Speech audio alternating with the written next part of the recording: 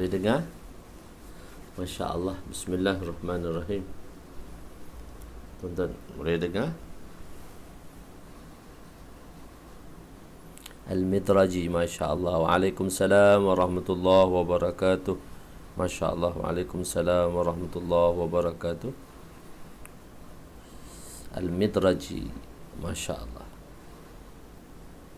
Boleh dengar? Alhamdulillah. Boleh dengar Maulana? Alhamdulillah. Masya Allah.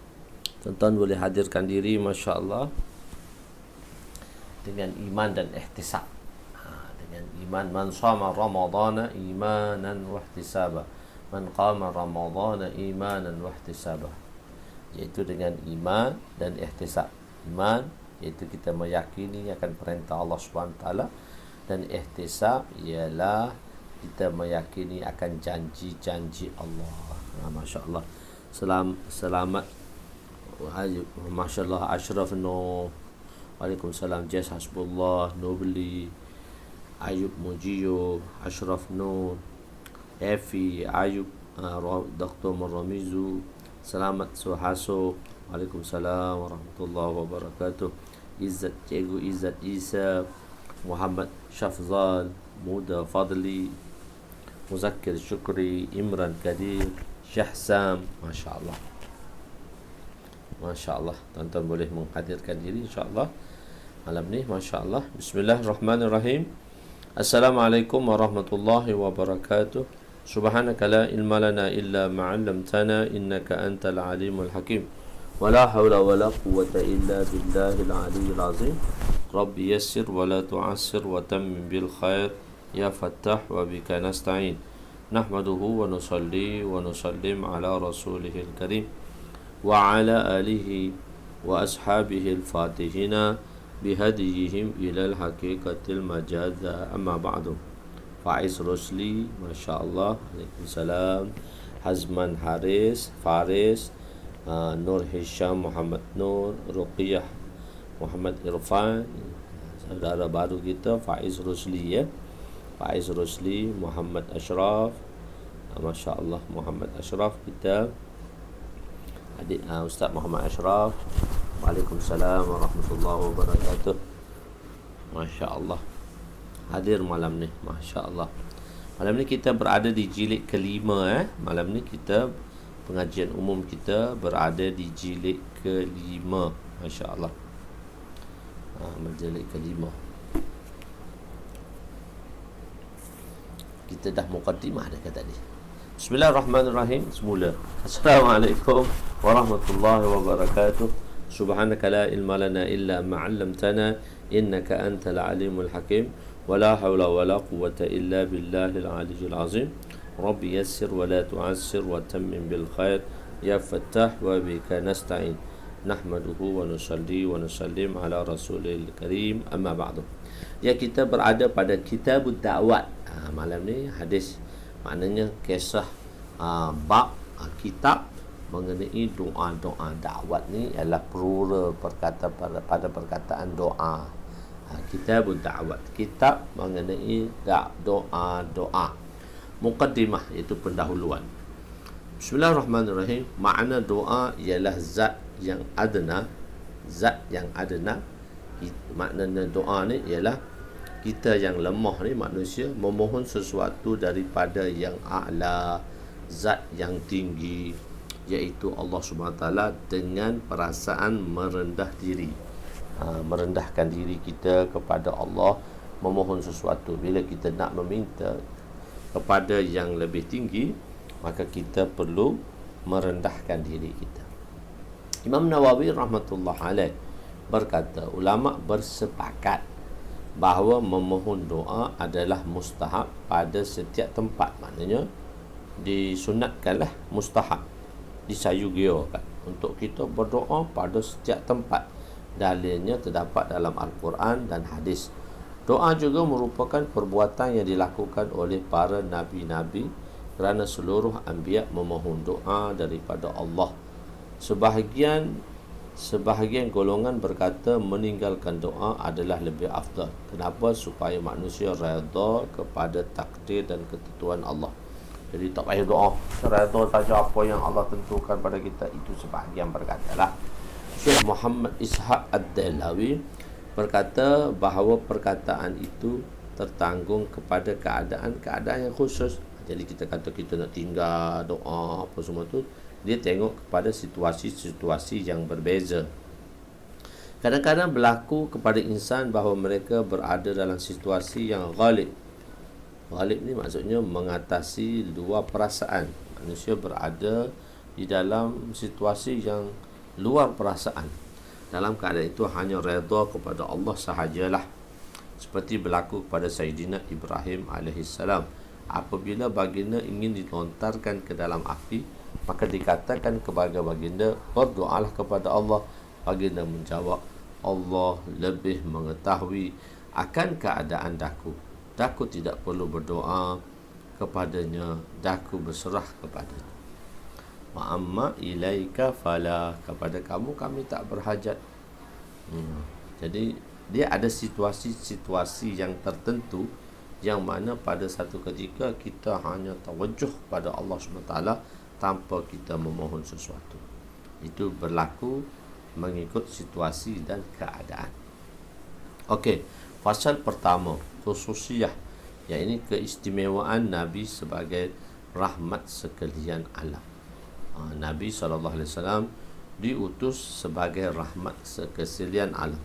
Bismillahirrahmanirrahim. Hadis ke 2223. 2223. Wa an Abi Hurairah radhiyallahu anhu, kurungan 1. Wa an Abi Hurairah radhiyallahu anhu qala Rasul sallallahu alaihi wasallam.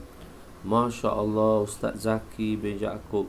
Oh, Ustaz semalam dia tak ada dalam daurah Ya Allah, terlupa pula Ustaz Zaki. Ustaz ada tak dalam daurah? Ustaz tak, saya terlupa kadang-kadang. Sayyid Azmai, masya-Allah.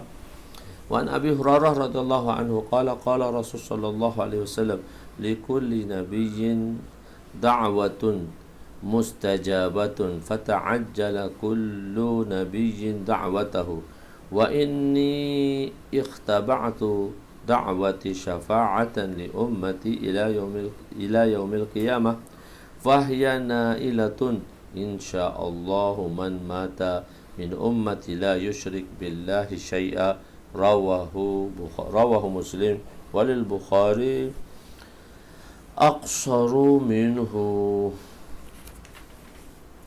Terjemah, Sayyidina Abu Hurairah radhiyallahu anhu meriwayatkan bahawa Rasulullah sallallahu alaihi wasallam bersabda, setiap nabi mempunyai doa yang mustajab. Setiap seorang nabi ada doa, tak dapat join, masya-Allah. Tak apa.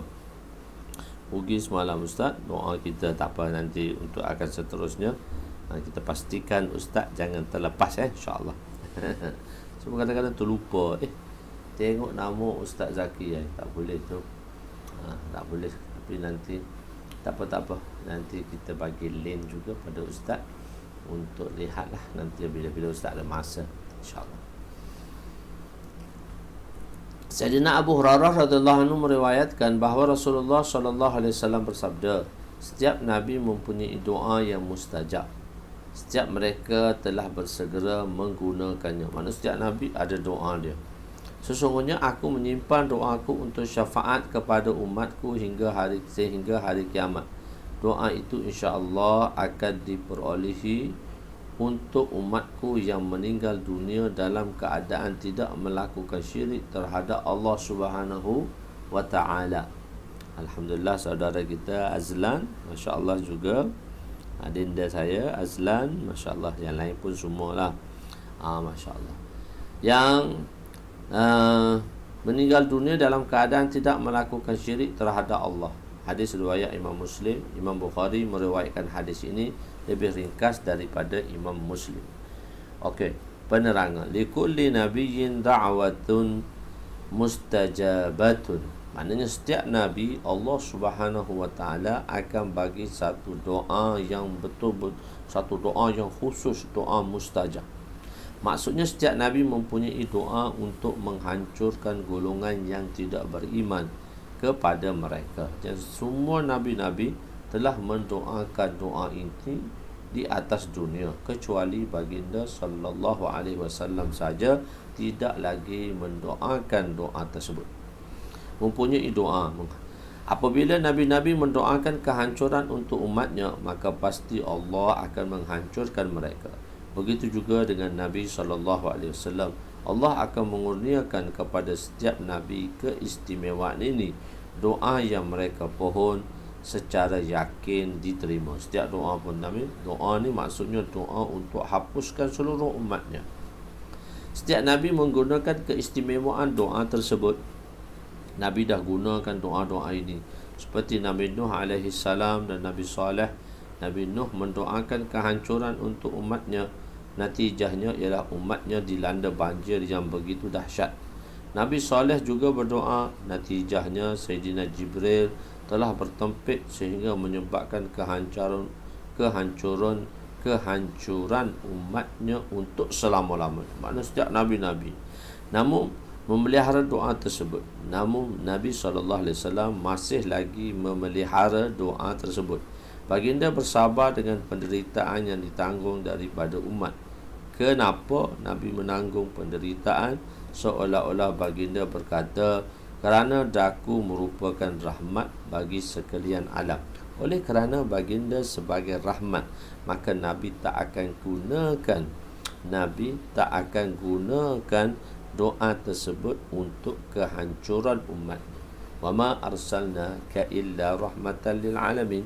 Tidak aku utuskan Muhammad itu sebagai pembawa rahmat ke sekalian alam. Atas dasar rahmat itulah Nabi SAW tidak akan gunakan doanya untuk keburukan umatnya. Nabi tidak. Kenapa? Seolah-olah baginda berkata, kerana daku merupakan rahmat bagi sekalian alam. Bukanlah sifat seorang rasul yang menjadi rahmatun lil alamin untuk mendoakan keburukan bagi umatnya. Itu juga kita satu umat yang marhumah, umat yang marhumah. Kita ni umat yang marhumah, umat yang marhum, yang dirahmati. Maka begitu juga sifat seorang nabi kepada umatnya, dan kita sebagai umat Rasulullah sallallahu alaihi wasallam, sebagaimana sahabat-sahabat, mereka tidak mendoakan keburukan kepada saudara-saudara mereka, hatta mereka itu sekalipun seorang yang kafir, sebab mereka menginginkan kebaikan. Atas tujuan rahmat itu diutuskan. Begitu. Jadi keistimewaan ini akan daku gunakan pada hari kiamat kelak. Daku tidak menggunakan untuk mendoakan keburukan, bahkan daku akan memohon syafaat untuk seluruh umat. Syafaat tersebut bukan sahaja untuk mereka yang beriman denganku di dunia, bahkan orang-orang berdosa juga turut mendapat syafaat tersebut. Maksudnya akan dapat syafaat, dipanggil syafaatul kubra. Setiap manusia pada hari kiamat yang masanya lebih kurang 50,000 tahun, pergi kepada setiap Nabi untuk memohon doa supaya penghisaban dilakukan ke atas mereka semua. Maka pergi jumpa Nabi Adam AS, pergi jumpa Nabi Nuh AS, pergi jumpa Nabi Ibrahim AS, pergi jumpa Nabi Musa AS, pergi jumpa Nabi Isa AS, dan semua mereka menolak kerana mengatakan bahawa mereka telah menggunakan doa tersebut untuk umat mereka sehinggalah datang berjumpa baginda sallallahu alaihi wasallam. Maka di situlah Nabi berdoa dan sujud kepada Allah, yang mana doa yang dalam sujud Nabi yang tak pernah dibaca sebelum ini. Doa khusus. Syafaat mempunyai beberapa bahagian. Pertama, syafaat untuk menyelamatkan seorang daripada memasuki neraka, itu juga dipanggil syafaat. Syafaat untuk mengeluarkan mereka daripada neraka, juga syafaat untuk memasukkan ke dalam syurga secepat mungkin. Syurga dah, lepas tu nak suruh syafaat cepat lagi. Keempat, syafaat untuk meninggikan darjat di dalam syurga. Allahumma rzuqna syafa'atan nabiyyi alaihi alfa alfin salatin wa taslim. Ya Allah, kurniakanlah kepada kami syafaat Nabi kami. Mohon semoga limpahan selawat dan salam mencurah-curah kepadanya. Semoga limpahan alfu alfin. Alfu alfin, sebenarnya alfu alfin tu ialah 1000 ribu, sejuta lah. 1000 ribu, sejuta lah. 1000 ribu tu sejuta. Syafaat Nabi, limpahan sejuta selawat, dan sejuta salam. Maksudnya semoga limpahan, maknanya penuh dengan selawat. Jadi Nabi SAW akan gunakan doa ini khas untuk umatnya. Dan orang lain pun tumpanglah. Semua umat yang lain pun tumpanglah. Maka di situ apabila Nabi sujud, yang mana di dalam sujud Nabi membaca doa yang tak pernah dibaca sebelum ini, yang tak pernah diminta oleh sesiapa sebelum ini, maka di situlah Allah Subhanahu Wa Taala menerima Nabi dan syafaat yang Nabi doakan. Maka berlakulah penghisaban di hari kiamat nanti. Okey, hadis ke-22, 24. Kurungan doa. Doa Nabi untuk siapa yang mungkin disakiti olehnya. Kadang-kadang Nabi tak perasan, mungkin Nabi menyakiti seseorang. Itu pun Nabi memberitahu dan memohon kemaafan terhadap dirinya. Wa anhu qala Rasul sallallahu alaihi wasallam, Allahumma inni ittakhaztu indaka adlan lan tukhlifanihi wa fa inna ma ana basharun fa ayyu mu'minin azaituhu syatamtuhu wa la'antuhu jadaltuhu faj'alha lahu salatan wa zakatan wa qurbatan nuqarribuhu biha ilaika yaumal qiyamah. Muttafaqun alaih. Sayyidina Abu Hurairah radhiyallahu anhu meriwayatkan bahawa Rasulullah sallallahu alaihi wasallam berdoa, ya Allah, sesungguhnya aku memohon, aku membuat perjanjian denganmu. Engkau sekali-kali tidak akan memungkirinya. Aku hanya seorang manusia.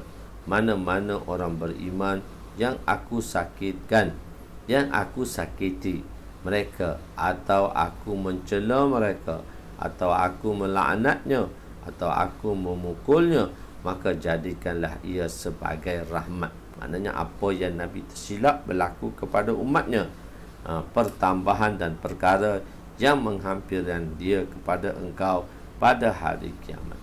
Fa innama ana basyarun. Lafaz ini menunjukkan bahawa Nabi seorang insan. Innama ana basyarun. Dulu kita dah bahaskan innama ana basyarun. Satu golongan pemahaman yang pesong, dipanggil pemahaman Berlui. Mereka mengatakan Nabi bukannya manusia, Nabi bukannya basyar, bahkan Nabi sama darjatnya diletak dengan Allah Subhanahu Wa Taala. Bahawa Nabi itu hadir, nadir, kata mereka, dakwa mereka, Nabi hadir dan nadir. Maksudnya Nabi tahu segala benda-benda yang macam mana manusia tak tahu, dan mereka telah menyamakan Nabi dengan Allah Ta'ala. Golongan ini dipanggil golongan yang sesat, Berlui. Jadi mereka mengatakan innama ana basyarun. Sesungguhnya Nabi itu bukan seorang basyar. Kita kata innama, hanya saja. Inna tu huruf musyabbah bil fi'il. Ma kita ma kafah, bukan ma nafiyah. Kalau Berlui, fahaman golongan yang salah tadi, dia mengatakan ma tu ma nafiyah. Ma ni banyak, ma ni ma ni banyak. Ma nafiyah, ma mausufah, ma mausulah, ma kafah, ma saja banyak. Jadi di sini kita tak kata ma kafa, kita tak kata ma nafiyah, tapi ma pada inna ma tadi kita panggil dia ma kafah. Ma kafah ialah ma yang akan menghentikan tugas inna, yang akan menterjemahkan inna kepada makna hanya saja, bukan sesungguhnya, bukan hanya saja daku seorang bashar, daku seorang insan. Lafaz ini menunjukkan bahawa Nabi juga seorang insan, kadang-kadang dengan sifat bashariyah, sifat manusia, sifat bashar. Bashar ni sifat kemanusiaan. Baginda akan terasa keduhan di hati kerana tindakan mereka yang menolak dakwah Nabi. Nabi kadang-kadang terasa juga oleh kerana atas sifat bashariyah, bashariyah, maka Nabi akan rasa sensitiviti tadi. Sedangkan Nabi tak akan rasa, sebab sensitiviti Nabi itu Nabi tak akan merajuk. Tapi kadang-kadang Nabi juga merajuk kerana sifat insaniyah dan basyariyah yang ada pada Nabi. Jadi apa merajuk? Bila orang tolak dakwah yang disampaikan Nabi, maka Nabi akan merajuk. Kadang-kadang ini berlaku. Fa'ayyul mu'minina azaituhu. Ya, ini merupakan tafsir pada perkataan baginda, Allahumma inni ittakhaztu indaka ahdan, iaitu janji yang baginda lakukan. Baginda memohon di hadapan Allah untuk seorang mukmin yang mendapat kesusahan daripada baginda supaya mendapat rahmat. Kadang-kadang Nabi tersalah pukul. Sebab tu ada satu orang sahabat yang mana untuk betulkan saf, maka Nabi telah betulkan dia, dan Nabi telah buat dengan tongkat terkena badan dia. Maka Nabi kata, ada tak siapa yang dulu aku pernah melakukan ataupun memukul dia dan sebagainya. Maka satu orang sahabat tampil ke hadapan mengatakan, ya Rasulullah, sesungguhnya Tuan telah melakukan perkara ini pada saya semasa nak buat pembarisan.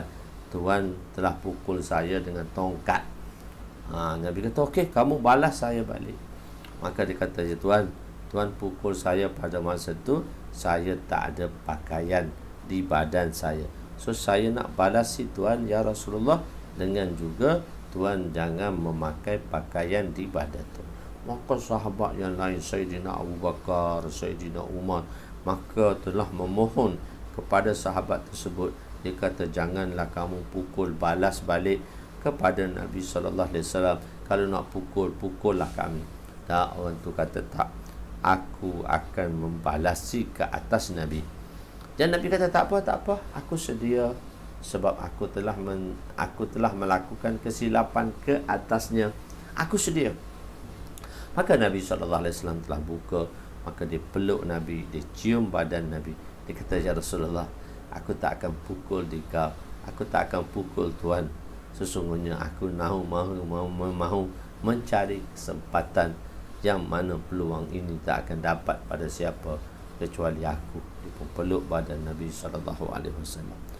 Jadi begitulah. Diberitakan bahawa pada suatu hari Sayyidina Aisyah meminta sesuatu yang berlebihan daripada Nabi, sehingga beliau memegang hujung baju Nabi yang sedang berdiri ketika itu. Tiba-tiba Nabi bersabda, Qata'allahu yadak, semoga Allah memotong tanganmu. Itu kalau makna zahirlah. Sayyidatuna Aisyah merasa terkejut dan melepas hujung baju baginda.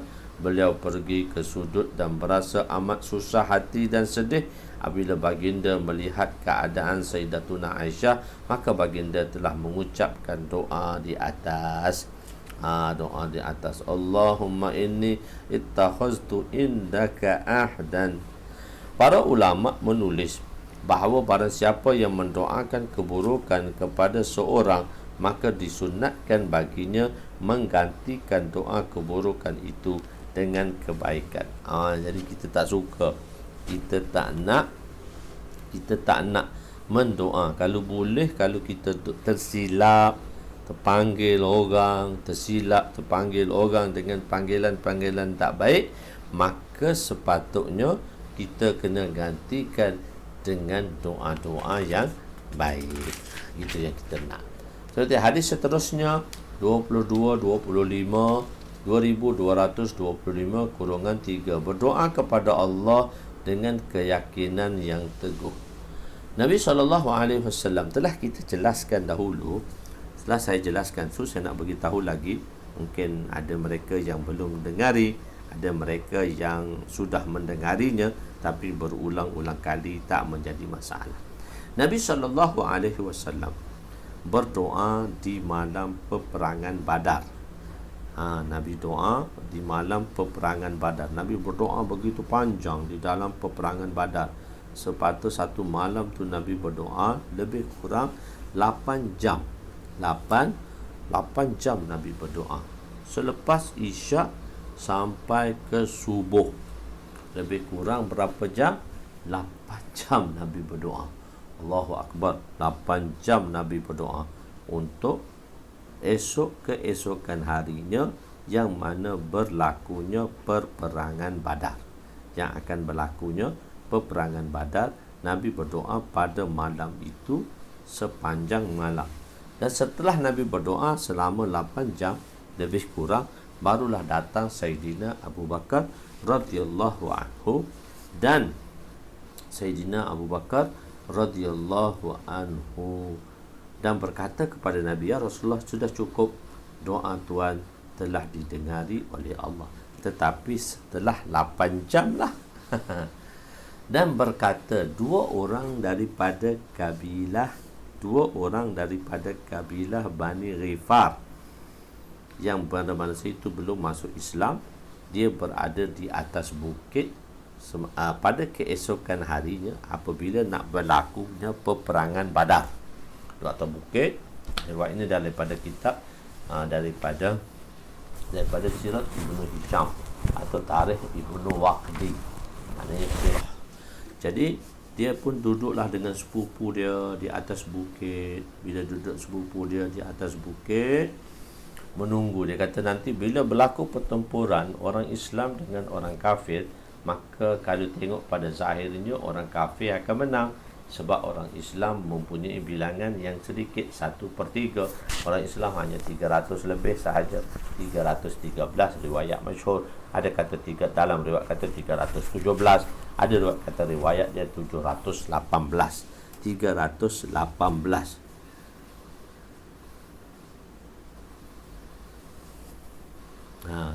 Jadi 3 hari pula 208. Jadi doa bila baca benda lain tu keluar benda lain pula lah. Okey, jadi maka dia penunggulah 313. Jadi pada zahirnya memang 1000 itulah yang akan menang. 1000 itulah yang akan menang ke atas 300 tadi. Tapi bila pertempuran berlaku, maka sebelum pertempuran berlaku, datang satu awan yang hitam. Dalam awan tadi terdapat apa? Bunyi tapak kaki kuda.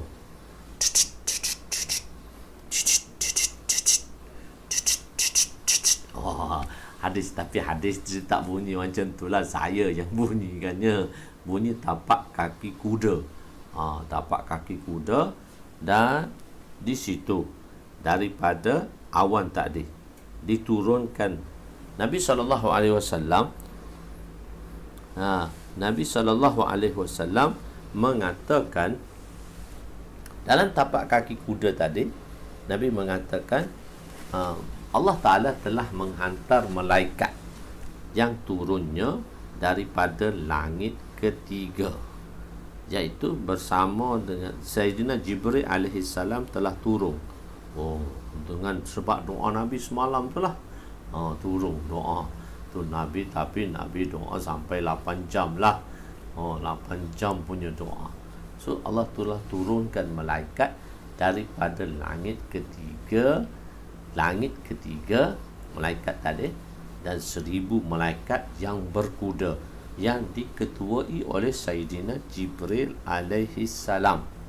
Sayyidina Jibril alaihi salam, langit ketiga turun dia Sayyidina Jibril alaihi salam, dan setiap malaikat berserban. Dan dikatakan semua malaikat tadi berserban putih. Malaikat semua berserban warna putih. Dan Sayyidina Jibril alaihi salam, oleh kerana beliau ketua malaikat, maka serbannya agak berbeza dengan serban malaikat-malaikat yang lain. Serbannya berwarna kuning. Serban dia warna kuning. Dan setiap malaikat mempunyai cemeti, dan di hujung cemeti itu terdapat racun. Bila dilibaskan kepada musuh dan kena kepada muka, dan racun itu akan menular kepada muka mereka dan menyebabkan muka mereka jadi hitam daripada kesan racun tersebut tadi, dan menyebabkan mereka jatuh dan terus mati. Jadi Allah Subhanahu Wa Taala telah hantarkan 1000 malaikat. Menghantarkan berapa? 1000 malaikat daripada langit sana. 1000 malaikat daripada langit ketiga. 1000 malaikat ni datang daripada langit ketiga. Masya Allah.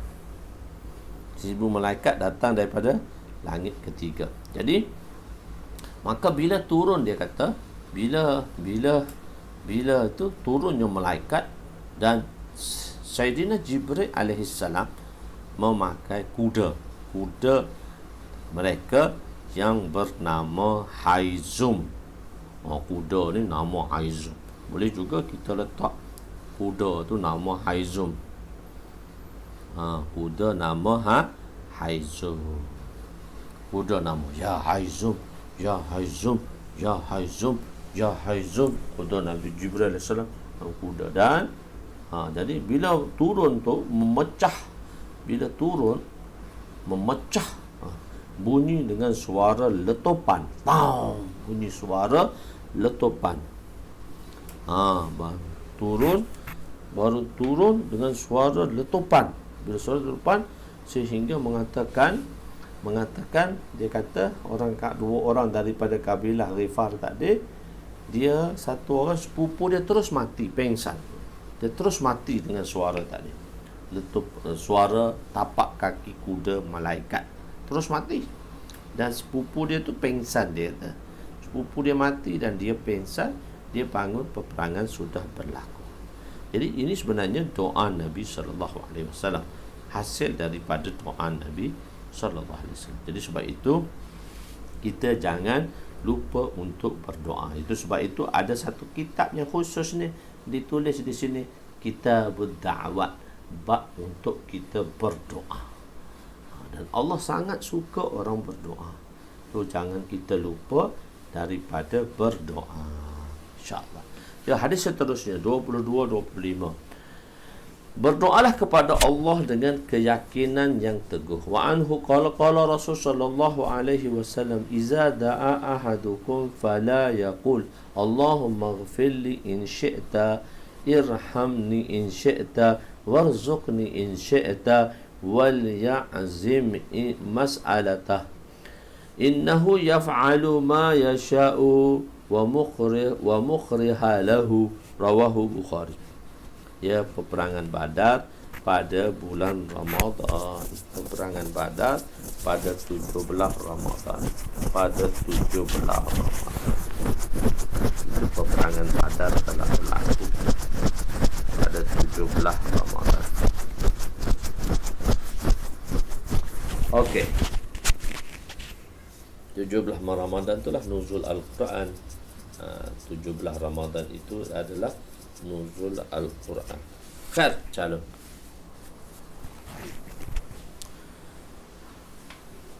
Jadi Sayyidina Abu Hurairah radhiyallahu anhu meriwayatkan bahawa Rasulullah sallallahu alaihi wasallam bersabda, apabila salah seorang daripada kalian kamu berdoa, maka janganlah berkata, "Ya Allah, ampunilah dosaku." Jika kamu mahu, tak boleh. Itu tak yakin. Ya Allah, ampunlah dosa. Jika kau nak ampun, ampunlah. Tak, kita dengan berdoa dengan yakin. Ya Allah, ampunilah dosa-dosa kami. Ya Allah, Engkau sahaja yang boleh mengampuni dosa kami. Ampunilah kami. Jangan kata, Ya Allah, ampunlah dosa jika Engkau nak. Kalau kau tak nak, tak payah, tak boleh. Itu tak menunjukkan satu perkara yang yakin. Doa kita mesti menunjukkan bererti kita berkeyakinan yang teguh dan penuh kepada Allah SWT. Bila kita berdoa, kita kena yakin. Ingat setiap doa yang kita pohon, doa itu pasti diterima, kecuali jika hamba itu berkata, doa aku ni tak terima, berarti dia telah bersangka buruk dengan Allah SWT. Bila disangka buruk dengan Allah, macam mana Allah nak terima doa tadi? Jadi sebab itu kita tak boleh bersangka buruk dengan Allah semasa dalam doa kita. Allahu Akbar. Ya Allah, ampunilah dosaku jika Engkau mahu. Rahmatilah diriku jika Engkau mahu. Berikanlah rezeki jika Engkau mahu. Hendaklah meminta dengan apa yang dia kehendaki dengan penuh yakin tanpa syak. Sesungguhnya Allah melakukan apa yang dia kehendaki dan tiada siapa yang boleh memaksanya. Penerang, maksudnya ialah apabila kita berdoa kepada Allah, maka hendaklah kita memohon dengan penuh yakin. Ya Allah, sempurnakanlah permohonan kami. Engkau maha melakukan segala-galanya. Jangan kita berdoa, Ya Allah, jika Engkau mahu mengkabulkannya doa kami, maka kabulkanlah. Dan merasa syak, dan jangan merasa syak pada permintaan doa, kerana penerimaan doa itu untuk mereka yang benar-benar yakin. Jadi sebenarnya kita jangan menaruh syak wasangka terhadap doa. Sebab Allah kata, Ud'uni astajib lakum. Siapa doa dengan aku, nescaya aku terima doa dia tadi. So doa yang dipanjatkan oleh hamba-Nya pasti diterima oleh Allah, kecuali hamba itu mengatakan doa ini tidak diterima. Jadi apabila seorang itu berkata dengan dalam doanya, jika ingin dimakbulkan, maka makbulkanlah, maka tiada sebarang faedah pada perkataan itu. Tak ada faedah pun dia nak cakap macam tu, nak cari belas dengan siapa. Sebenarnya kita berkata ialah kita meyakini terhadap doa kita. Jangan sekali-kali meninggalkan doa walaupun dalam keadaan letih. Jangan sekali-kali kita berdoa kita tinggal doa. Kita ni bila kita penat, kita tinggal doa. Tadi sebenarnya kita tak boleh tinggal doa. Doa ni kita sentiasa berdoa. Hadis 26, 20, 22, 26. Wa an Abi Hurairah radhiyallahu anhu qala Rasul sallallahu alaihi wasallam, iza da'a ahadukum fala yaqul Allahumma ighfirli in syi'ta walakin liyaghzim wal yu'azzim raqbata fa inna Allah la yata'azamuhu syai'un a'tahu. Rawahu Muslim. Sayyidina Abu Hurairah radhiyallahu anhu meriwayatkan bahawa Rasulullah sallallahu alaihi wasallam bersabda, apabila salah seorang dalam kalangan kamu berdoa, maka janganlah dia berkata, Ya Allah, ampunilah dosaku jika Engkau mahu. Tetapi hendaklah dia meminta dengan penuh yakin, tanpa syak dan bersungguh-sungguh di dalam menginginkan apa yang dipinta. Sesungguhnya Allah Subhanahu Wa Taala telah tidak menjadikan susah baginya untuk apa yang dia kurniakan. Bagi Allah, Allah boleh terima semua saja, kecuali doa itu doa maksiat, doa putus silaturahmi, dan doa untuk melakukan perkara-perkara yang memaasikan Allah, iaitu memohon untuk diputuskan silaturahim dan sebagainya. Itu Allah tak suka, dan doa itu Allah Ta'ala tak akan terima. 22-27 larangan berdoa dengan perkara dosa. Kita tak boleh doa dengan perkara dosa.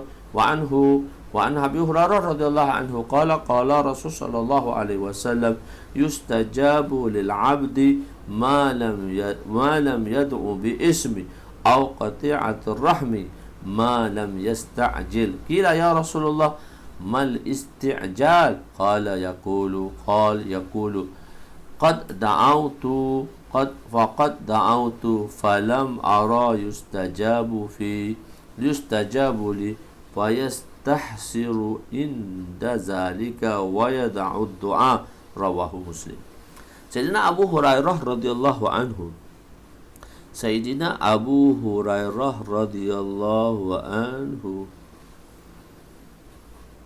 meriwayatkan bahawa Rasulullah sallallahu alaihi wasallam bersabda, doa seorang hamba akan terus dimakbulkan selama mana dia tidak berdoa dan meminta sesuatu yang berdosa atau memutuskan silaturahmi.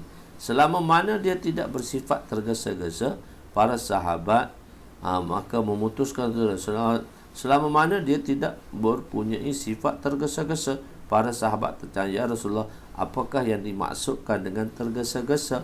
Baginda bersabda, dia berkata, aku telah berdoa dan telah berdoa, tapi aku tidak melihat doaku diterima. Dia mula merasa bosan dengan doa ketika itu dan meninggalkan doa. Ingat, jangan kita meninggalkan doa. Kita sentiasa memohon doa kepada Allah. Tuan-tuan yang mulia, kenapa kita disingkirkan daripada berdoa? Kerana dosa. Jadi sebab itu kita kena banyak istighfar. Kita tak dapat lari daripada dosa.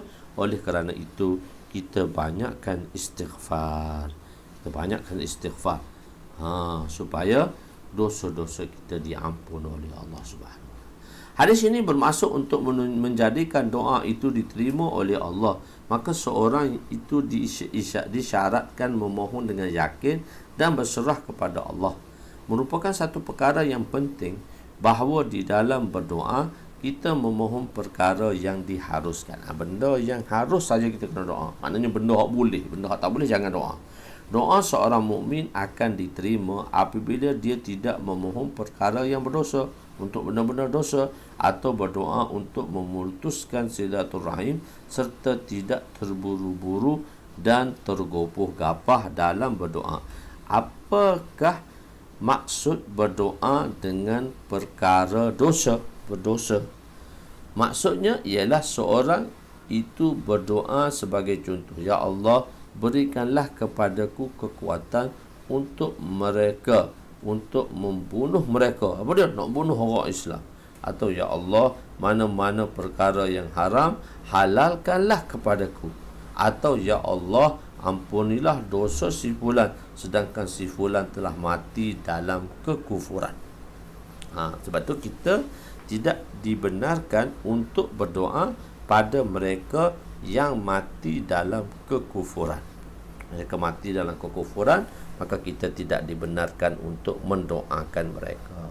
Itu maksudnya perkara-perkara berdosa. Jadi salahlah kita berdoa untuk keampunan bagi mereka-mereka yang telah mati di dalam kekufuran, agar dosa-dosa dan dosa-dosa mereka diampun.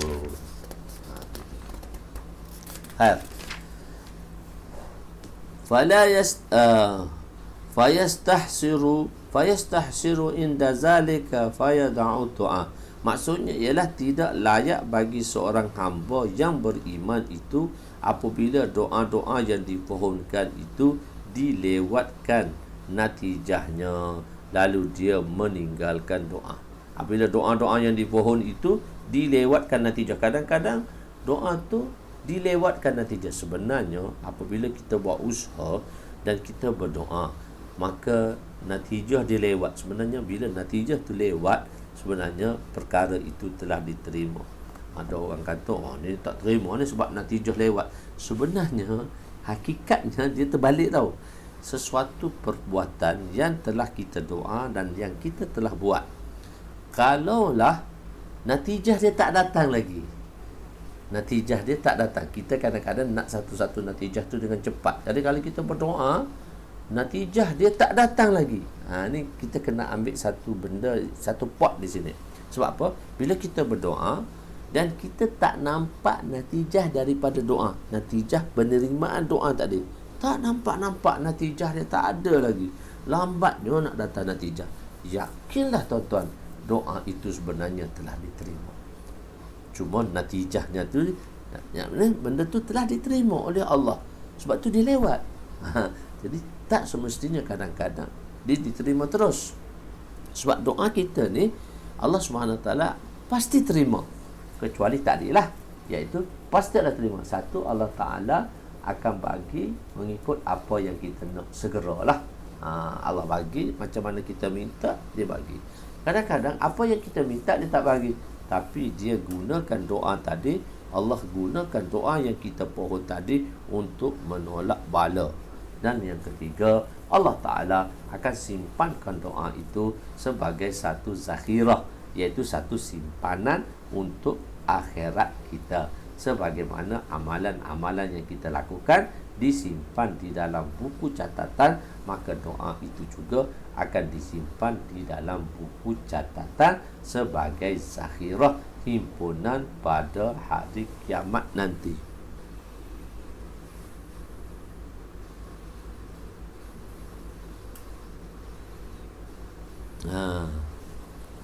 Hari kiamat nanti. Okey. Jadi, mengapa permohonan itu dilewatkan? Jawabnya ialah supaya hamba yang beriman berterusan meminta dengan perasaan rendah diri dan menzahirkan sifat ubudiyah yang sempurna. Sesungguhnya Allah sangat menyayangi mereka yang berdoa. Satu orang, satu malaikat, dia berdoa kepada Allah. Dia kata, ya Allah, bagilah aku anak.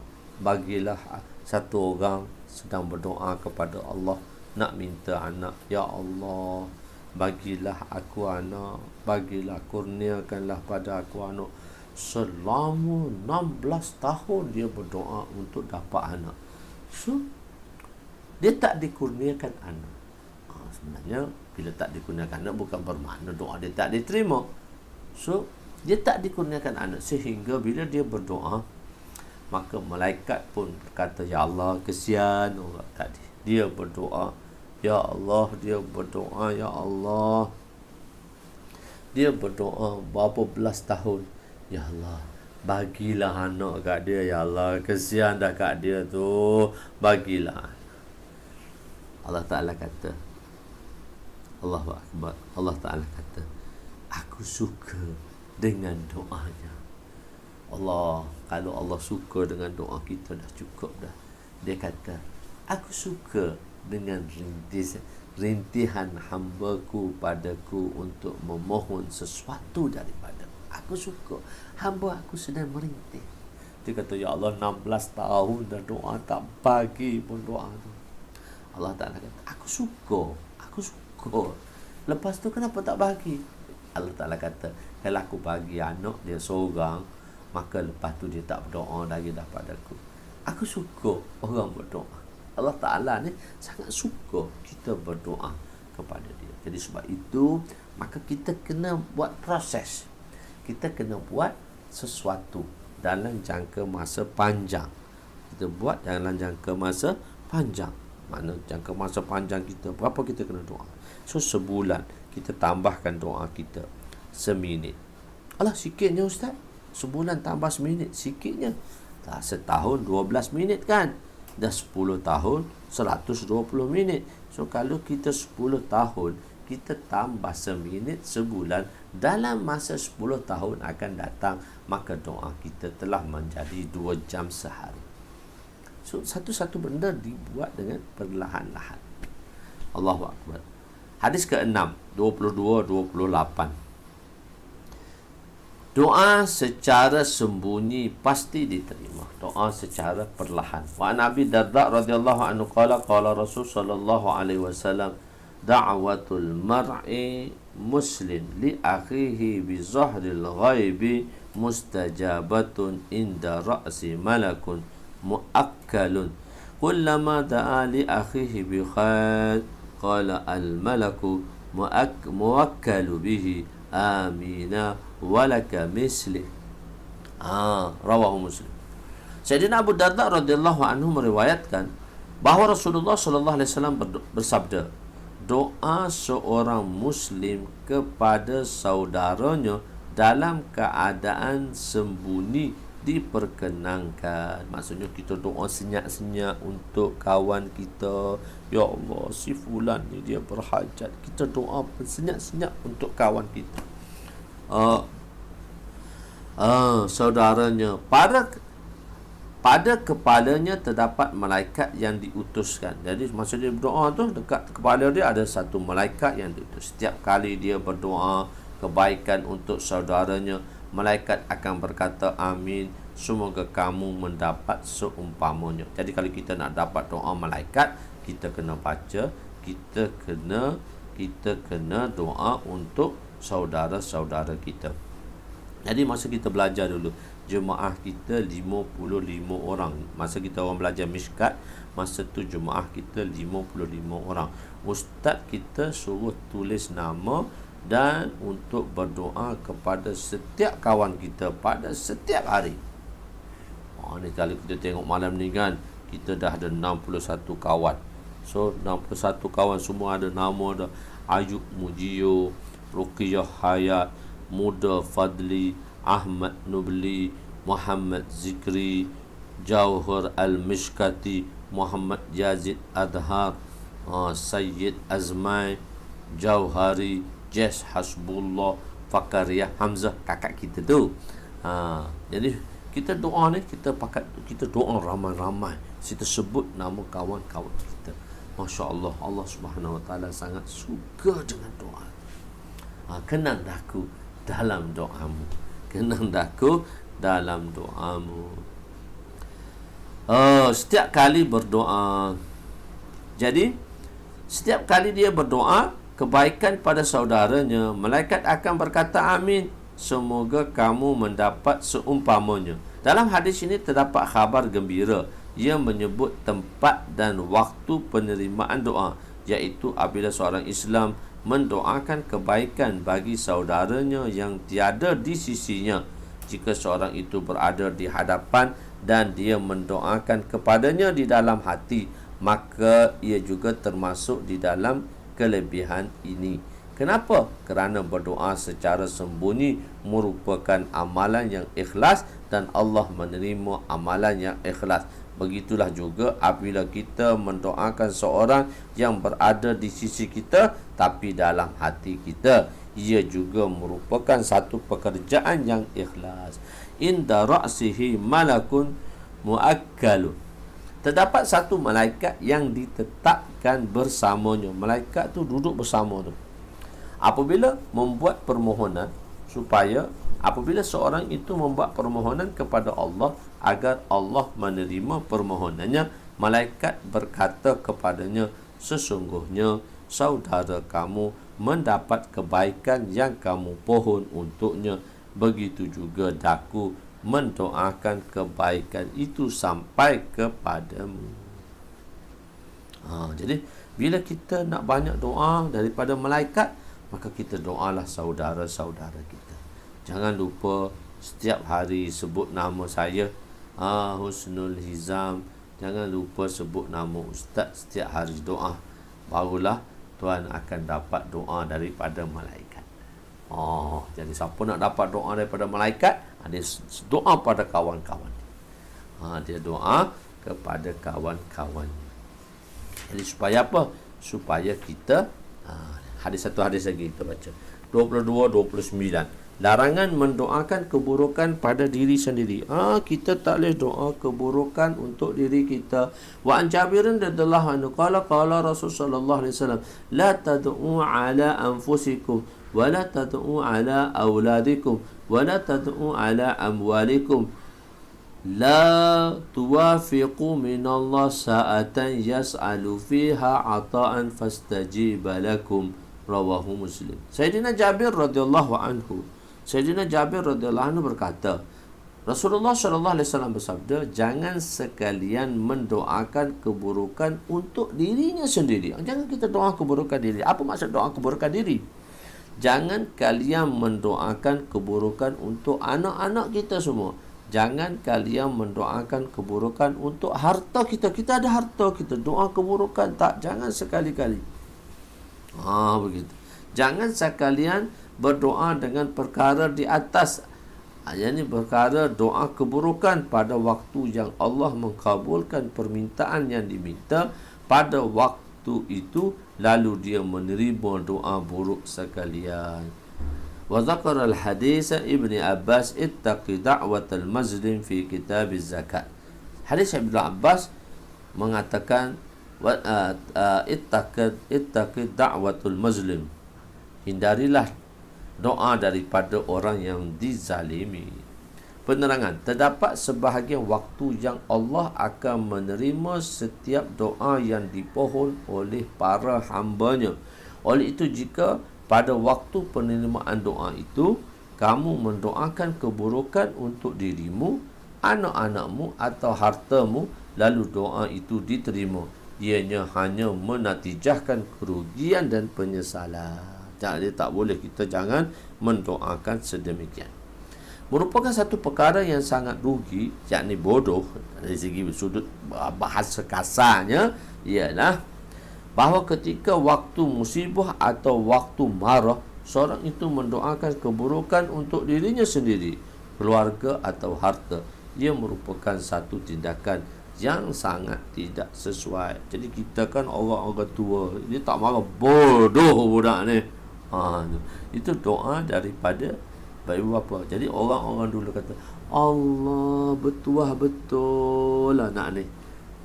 Berjuruh, orang kata Allah berjuruhnya budak ni, bertuah betul budak ni. Kita tak mengeluarkan kata-kata yang bodoh budak ni, tak cerdik budak ni. So kita tak nak keluarkan kata-kata itu. Kita tak tahu masa kita keluarkan kata-kata tadi, maka masa itu ialah penerimaan doa. Jadi sebab itu, jadi bila kita mengucap sesuatu kepada anak-anak kita, saudara-saudara kita yang lain, maka kita mendoakan. Kita jangan berkata sedemikian. Jadi kata tu tak boleh tu kan. Ustaz kami begitu sekali dia nak jaga, dia nak marah, hai hamba Allah. Gitu nak marah tu, hai hamba Allah ni. So mak-mak kita dulu kan, bila nak marah kita, dia kata, Allah bertuahnya budak ni. Bertuahnya budak ni. Contoh doa untuk diri sendiri pula macam mana Maulana? Allah, doa keburukan lah untuk dirinya macam-macam lah. Oh, bodohnya aku ni. Begitu. Bodohnya aku ni. Jadi tak bolehlah kita membodohkan diri kita. Kita mesti meyakini diri kita. Doa keburukan diri kita, makna kita mencela diri kita, mencela keadaan diri kita. Okey, itu. Itulah insya-Allah doa. Jadi contoh untuk keburukan diri kita. Nanti akan ada datang macam-macam contoh tadi. Okey. Saya pun tak terdatang pula makna tadi. InsyaAllah nanti kita cari dan kita bagi jawapan semula. Apa itu doa untuk keburukan pada diri kita, insyaAllah. Jadi insyaAllah lah, setakat itulah malam ni. InsyaAllah. Dan kita insyaAllah 2 hari lagi kita akan bertemu lagi, iaitu masih lagi dalam berdoa, dalam doa fasal kedua. InsyaAllah kita akan teruskan nanti pada fasal kedua. Doa merupakan khulasah ibadah. Lepas tu doa juga kitab doa. Lepas tu kitab Asma'u Ta'ala pula lepas tu. Kitab nama-nama Allah. Allahu'alam. Aku qauli yang baik itu daripada Allah, yang kurang itu daripada kelemahan saya.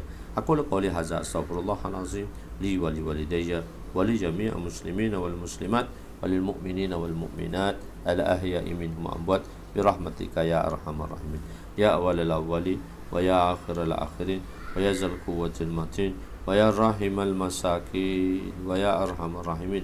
Allahumma ighfir lana dhunubana wa wasi' lana khalaqana wa tayyib lana kasabana wa kanni'na bima razaqtana wa la tuzhib talabana ila shay'in sarraftahu anna. Wa sallallahu ala sayyidina Muhammadin wa ala alihi wa sahbihi ajma'in walhamdulillahi rabbil alamin. Taqabbalallahu minna wa minkum ya karim. InsyaAllah.